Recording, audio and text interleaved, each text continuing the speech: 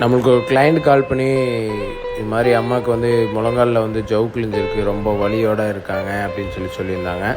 எந்த ஊருன்னு கேட்டதில் வந்து நாங்கள் சென்னையிலேருந்து கால் பண்ணுறோங்க அப்படின்னாங்க.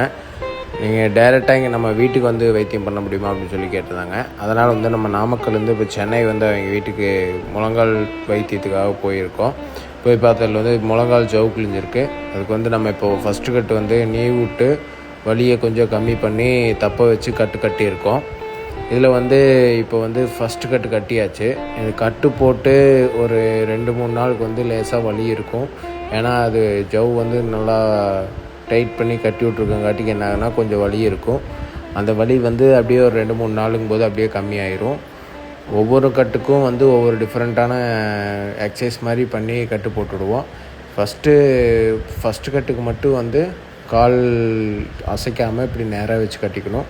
அடுத்த 2 கட்டில் கால் எக்ஸசைஸ் பண்ணுற மாதிரி கட்டு போட்டு விட்டால் ஃபுல்லாக முழுமையாக ரெடி ஆகிக்கும். அடுத்த வீடியோ நான் போஸ்ட் பண்ணுறேன், பாருங்கள். வணக்கம்.